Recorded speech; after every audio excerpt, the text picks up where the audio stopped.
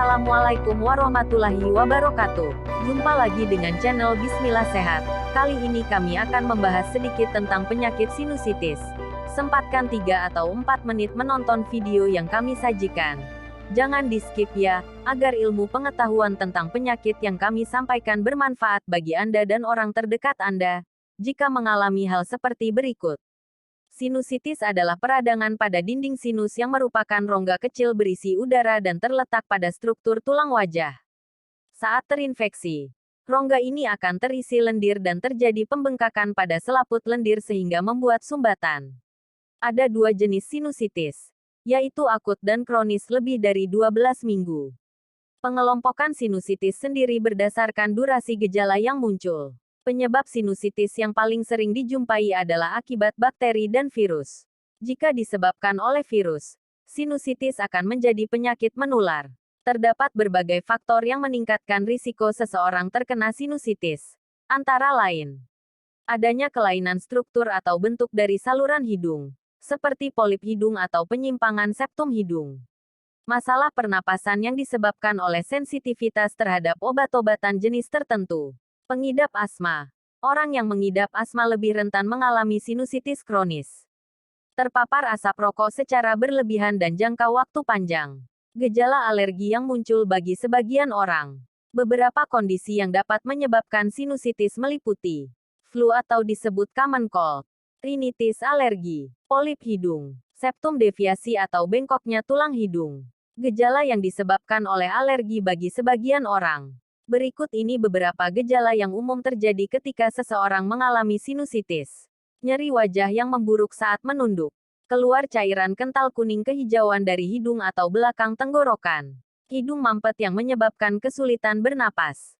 Muncul tekanan pada telinga. Sakit kepala. Batuk. Bau napas tidak sedap. Kelelahan. Demam. Sementara itu, beberapa gejala sinusitis kronis meliputi keluar cairan kental berwarna kuning kehijauan dari hidung dan belakang tenggorokan.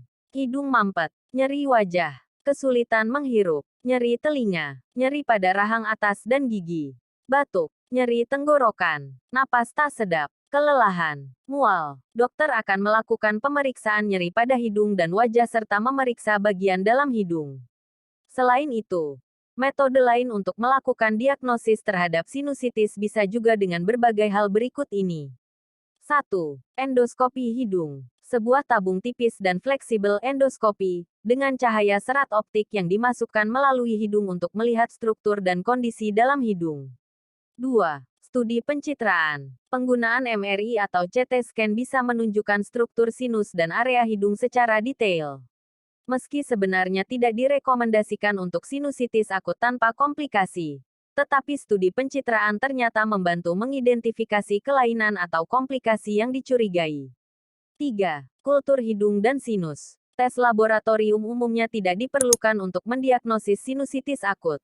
Namun, ketika kondisi tidak merespons terhadap pengobatan atau malah memburuk, kultur jaringan membantu menentukan penyebabnya, seperti infeksi bakteri. 4. Tes alergi. Jika pemicu munculnya sinusitis akut dicurigai karena alergi, dokter akan merekomendasikan tes kulit alergi.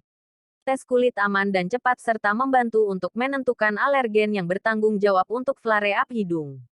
Pengobatan sinusitis meliputi semprotan salin ke rongga hidung untuk membersihkan ruang hidung, kortikosteroid nasal untuk meredakan peradangan, dekongestan untuk meringankan hidung mampet, dan anti nyeri untuk meringankan rasa sakit pada wajah atau kepala.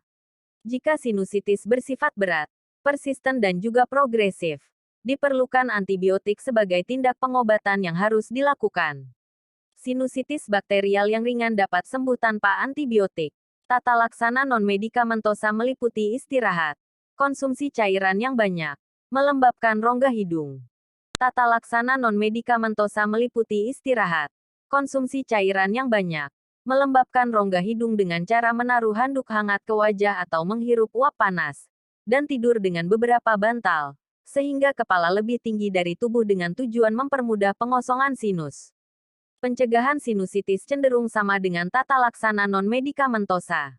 Selain itu, dianjurkan untuk menghindari terjangkitnya infeksi saluran nafas karena dapat memicu terjadinya sinusitis. Ketika kamu sudah merasa sulit bernapas dan ada yang bermasalah dengan hidung, segera lakukan pemeriksaan untuk mendapatkan penanganan lebih lanjut. Terima kasih sudah menyimak info dari Bismillah Sehat. Tunggu info selanjutnya. Tentu dalam tema yang berbeda. Semoga bermanfaat bagi Anda dan keluarga.